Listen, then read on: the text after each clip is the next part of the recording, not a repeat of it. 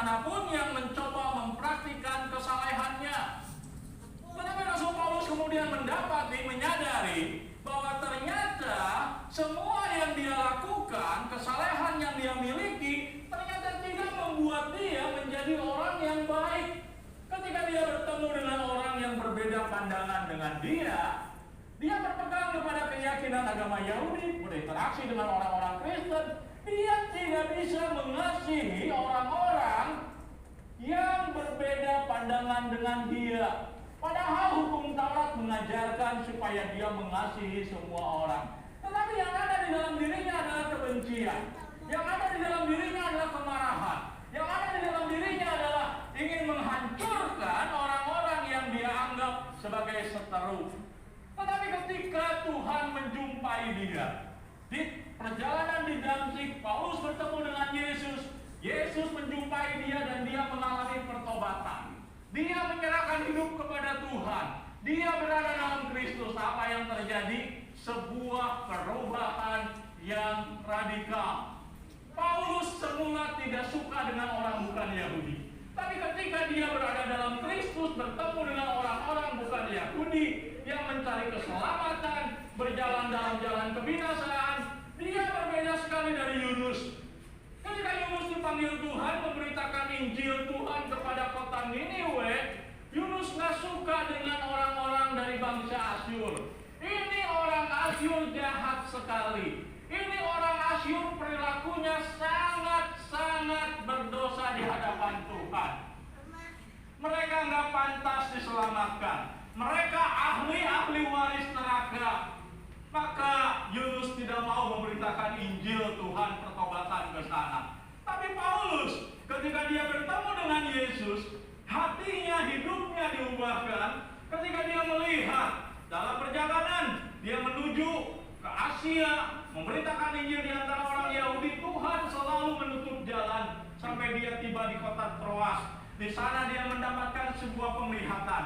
Ada orang dari seberang pulau sana. Paulus tahu dia adalah orang asing, dia adalah orang berdosa. Dia berteriak-teriak, menyeberanglah kemari, beritakanlah Injil kepada kami. Paulus hatinya digerakkan oleh Tuhan, mengasihi orang-orang yang sebelumnya dia benci. Itulah orang yang ada di dalam Kristus. Maka Paulus waktu dia berkata kepada kita, siapa yang ada di dalam Kristus, dia adalah ciptaan baru. Orang ketika berada dalam Kristus, percaya kepada Yesus, menyerahkan hidupnya kepada Yesus, satu kali dia mengundang Yesus masuk dalam kehidupannya, Paulus berkata, orang tersebut akan mengalami perubahan secara radikal. Emang apa yang terjadi dengan orang-orang yang belum percaya kepada Tuhan Yesus? Kalau kita sering belajar Alkitab, kita sering mengikuti pelajaran-pelajaran iman Kristen, maka kita akan diajari bahwa orang di luar Tuhan, di dalam keberdosaan, manusia mengalami yang namanya kerusakan total. Kerusakan total atau kita menyebutnya sebagai total depravity. Artinya apa? Artinya ketika manusia jatuh dalam dosa, maka yang terjadi adalah manusia itu mengalami kerusakan yang sangat hebat. Kerusakan sampai titik terdalam kemanusiaan, sampai hatinya busuk. Apa buktinya? Saya membaca sebuah kisah. Seorang pendeta, dia dalam perjalanan menuju El Paso, naik pesawat. Ketika dia di atas pesawat, dia bertemu dengan seseorang, nampaknya berasal dari Irak. Orang ini tertarik dengan pendeta ini karena selama dalam perjalanan, pendeta ini terus membuka Alkitab dalam persiapan dia untuk memimpin seminar. Kemudian dalam percakapan, mereka berbicara satu sama lain. Orang Iran ini bertanya kepada pendeta ini, apa yang akan kamu lakukan? Lalu dia bercerita, dia akan ke El Paso memberikan seminar. Lalu pendeta bertanya kepada dia, apa yang akan kamu lakukan di El Paso? Semula basa-basi. Kemudian pendeta ini bertanya, apakah kamu tahu bahwa manusia itu adalah orang berdosa? Dalam bahasa percakapan yang sangat halus. Kemudian orang tersebut berkata, saya tahu semua orang adalah orang berdosa. Bahkan saya pun sekarang dalam perjalanan ke Efesus sebenarnya dalam rangka melakukan dosa. Oh, dia berkata, apa yang sebenarnya kamu rencanakan di sana? Saya bertemu dengan seorang perempuan. Perempuan itu bukan istrinya, dia sudah punya istri. Tapi dia sengaja dalam perjalanan ke Efesus untuk melihat, bertemu dengan perempuan itu untuk apa? Untuk melakukan dosa. Dia berkata kepada pendeta itu. Lalu dia berkata, bagaimana kamu melakukan itu? Apakah kamu tidak takut dengan Tuhanmu? Lalu orang Iran ini berkata, saya takut sama Tuhan. Saya takut dengan hukuman Tuhan. Lalu kenapa kamu masih pergi ke Efesus untuk melakukan apa yang kamu tahu salah? Dia berkata, saya nggak bisa. Saya terikat. Saya ingin bertemu, nggak tahan. Hati saya sudah terikat dengan perempuan yang dia temui. Lalu apa yang akan kamu lakukan kalau seandainya kamu di sana, kamu hidup, kamu melakukan dosa? Saya akan minta ampun kepada Tuhan. Mudah-mudahan Tuhan akan mengampuni saya. Lalu pendeta itu berkata kepada orang Iran ini, saya mengenal Tuhan dan Tuhan tidak akan mengampunimu. Dan kemudian dia mulai memberitakan Injil kepada orang Iran ini. Kita melihat itulah manusia di dalam keberdosaannya. Dia sudah punya istri, mungkin dia sudah punya anak, mungkin dia mengasihi istri dan anaknya. Tapi satu kali dia berkenalan dengan seseorang yang dia rasa cocok, yang dia rasa klop, yang dia rasa dapat mengisi kekosongan hidupnya, dan dia tidak bisa melawan hasrat untuk apa? Untuk bertemu lagi dengan wanita itu. Walaupun wanita itu bukan istrinya. Untuk apa? Untuk bertemu dengan dia, untuk melakukan hal-hal yang jahat di mata Tuhan. Walaupun dia tahu bahwa Tuhan melihat, walaupun dia tahu bahwa Tuhan akan tidak senang dengan apa yang dia lakukan, tapi dosa bercokol dalam hidupnya, dosa mengendalikan dia, dosa membelenggu hidupnya sampai dia tidak mampu, tidak bisa melawan yang namanya dosa. Makanya tidak heran kenapa kita melihat dalam dunia ini begitu banyak orang, mungkin Anda juga seperti itu, berusaha melawan dosa, berusaha setelah mati ingin hidup benar, melawan kebiasaan-kebiasaan buruk, melawan yang namanya pornografi, melawan yang namanya penipuan, melawan yang namanya berbagai hasrat berdosa. Tetapi selalu tidak bisa, selalu gagal, selalu jatuh dalam dosa yang sama. Kenapa? Karena jawabannya itulah kuasa dosa. Itulah the power of sin. Kuat kuasa dosa. Sampai Paulus menggambarkan bagaimana kondisi orang ketika dia berada di bawah dosa. Paulus berkata, ketika dia belum ada di dalam Tuhan, ketika dia berada dalam kuasa dosa, aku tahu apa yang baik. Aku tahu menyakiti sesama tidak boleh. Aku tahu harus menjaga omongan. Aku tahu harus mengasihi sesamaku. Tetapi yang jahat yang aku lakukan, sama seperti yang terjadi dalam kehidupan kebanyakan kita sebelum percaya kepada Tuhan. Tahu bahwa kita itu harus mengasihi istri, tapi kita tidak mampu mengasihi pasangan kita. Tahu kita harus menghormati suami, tapi tidak mampu menghormati suami seperti menghormati Kristus. Tahu harus menyayangi orang tua, mengasihi anak, tapi nggak mampu. Kenapa demikian? Itulah yang Alkitab sebut sebagai kuasa dosa. Maka hari ini Alkitab memberikan kepada kita sebuah kabar baik. Hari ini Alkitab memberikan kepada kita sebuah good news, sebuah evangelion dalam bahasa Yunani, sebuah kabar gembira bahwa apa yang menjadi pergumulan hidup manusia tidak mampu melawan kuasa dosa. Kristus telah datang ke dalam dunia untuk melepaskan kita dari perbudakan dosa, supaya Anda dan saya, waktu menyerahkan hidup kepada Yesus, waktu kita berkata, Yesus saya undang engkau masuk dalam hidupku, engkau diubahkan Tuhan. Engkau bukan lagi menjadi manusia-manusia yang dibelenggu dosa, tapi engkau diubah Tuhan menjadi ciptaan yang baru. Menjadi ciptaan ciptaan yang baru. Dan Rasul Paulus berkata, siapa yang ada di dalam Kristus, ia adalah ciptaan baru. Yang lama sudah berlalu, yang baru sudah datang. Ini adalah sebuah janji dari Tuhan. Siapa yang ada di dalam Kristus, maka yang lama akan berlalu. Kebiasaan-kebiasaan burukmu, dosa-dosa yang dulu mengikat kita, kelemahan-kelemahan kita, pelanggaran-pelanggaran kita, Tuhan bilang cepat atau lambat, itu akan berlalu. Sama seperti hari tidak mampu menahan matahari yang terbit. Sama seperti kegelapan tidak bisa menahan cahaya matahari yang terbit.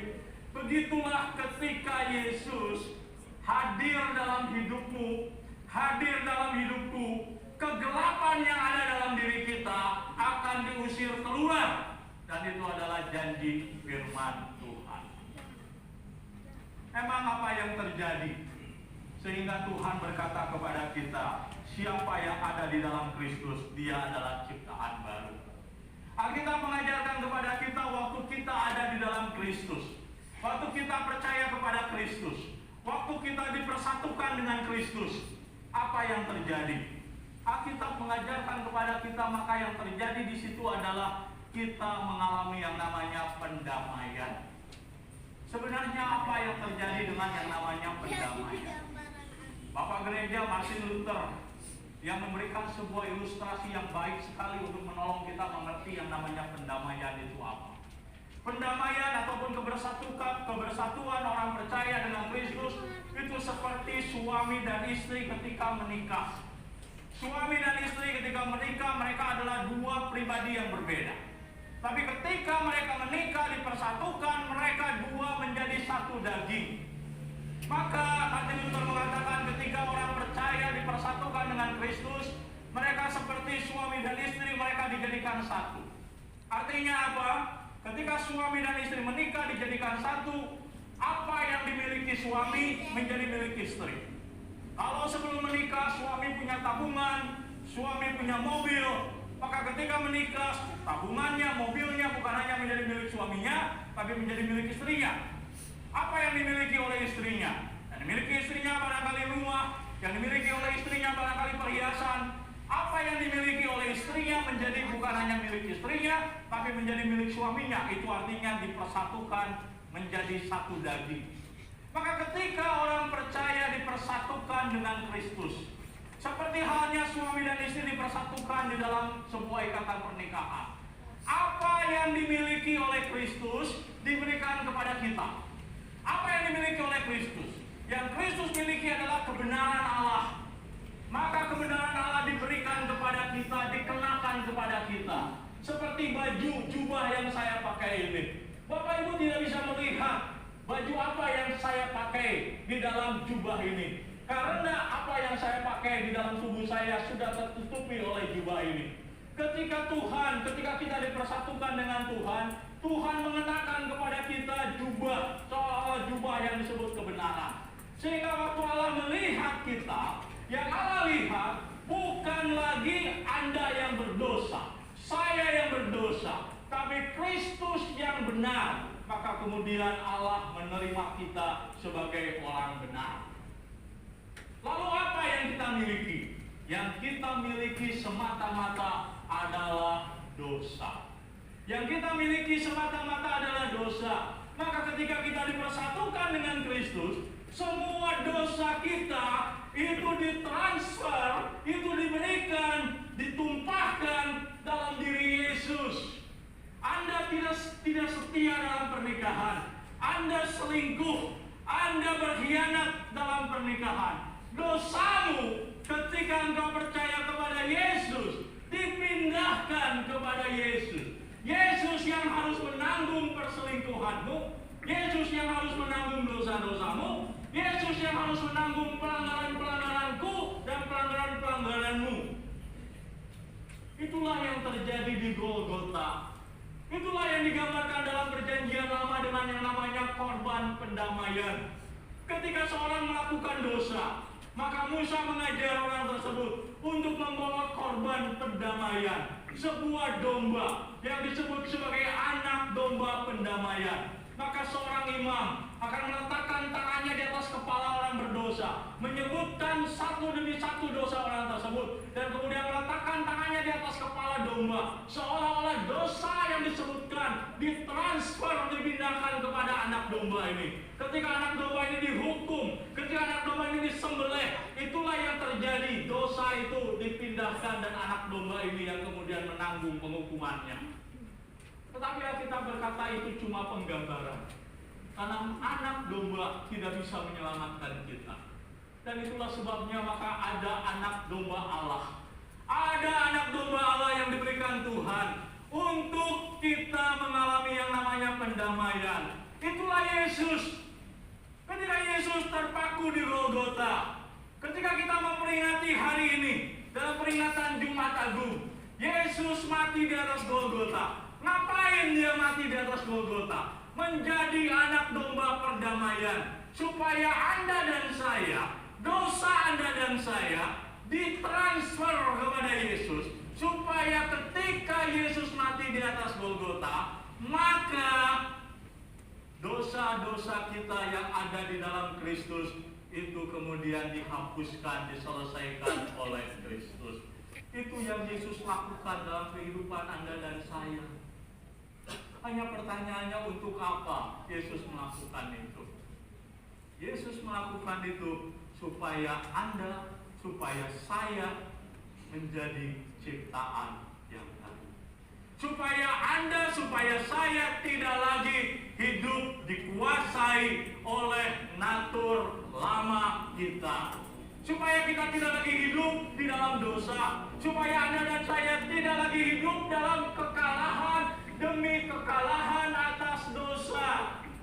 Kita masih bisa jatuh dalam dosa. Siapa bilang orang Kristen tidak bisa jatuh dalam dosa? Bisa.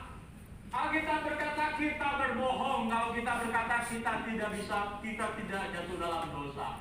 Tapi Alkitab berkata kita memang bisa jatuh dalam dosa. Tuhan menyediakan pengampunan.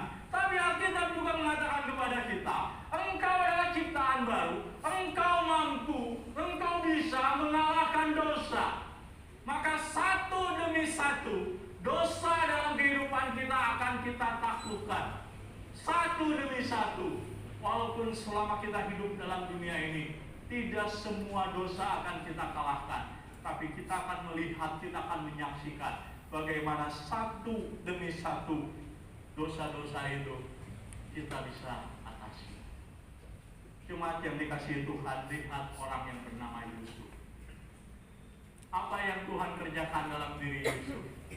Yusuf adalah umat pilihan Tuhan. Yusuf dalam hidupnya mengalami perjumpaan dengan Tuhan secara personal, melalui penderitaan demi penderitaan. Ketika Yusuf dibuang oleh saudara-saudaranya, di sana dia dibiarkan sendiri. Dalam kesendiriannya dia bertemu dengan Tuhan, saya yakin. Yusuf kemudian dijual sebagai budak di rumah Potifar. Di dalam kehidupannya, dalam sengsaranya, dalam kehidupannya dia berjumpa dengan Tuhan. Itulah sebabnya ketika Yusuf punya kesempatan memiliki kehidupan yang lebih baik, asal kompromi dengan dosa, Yusuf berkata tidak. Kenapa? Karena dia takut kepada Tuhan. Itu berarti Yusuf mengalami perjumpaan dengan Tuhan.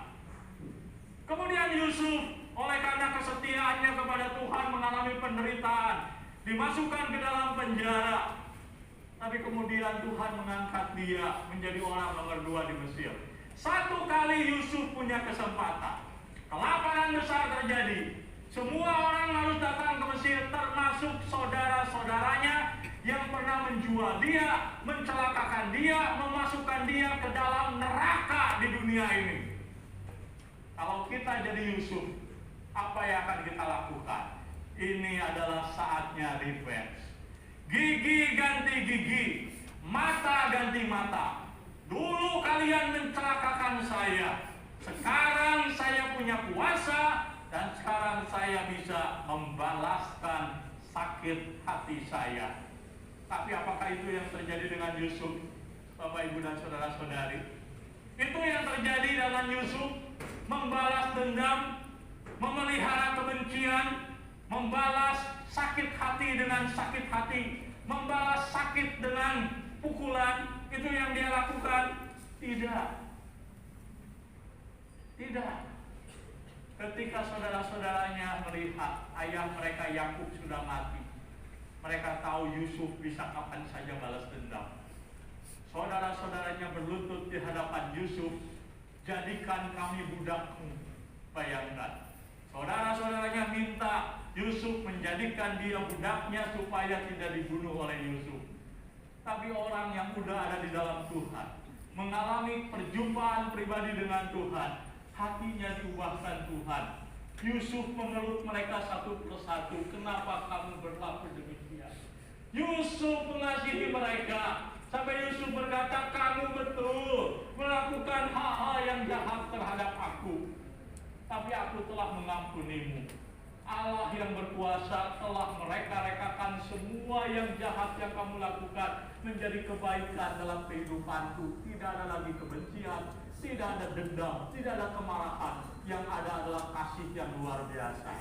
Inilah ciptaan baru. Inilah orang yang sudah ada di dalam Kristus. Dia diubahkan Tuhan dari orang yang seharusnya tumbuh menjadi orang yang penuh dengan kebencian, tidak bisa memaafkan suami, tidak bisa memaafkan istri, tidak bisa memaafkan anak, tidak bisa memaafkan orang tua, menjadi seorang yang sangat mengasihi orang-orang yang begitu dekat dengan diri dia, yang walaupun sangat mengecewakan dia. Ada sebuah kisah yang sangat mengharukan saya. Seorang anak wanita, dia jatuh cinta dengan seorang pemuda yang tidak disukai oleh orang tuanya. Kemudian apa yang dilakukan oleh anak pemudi?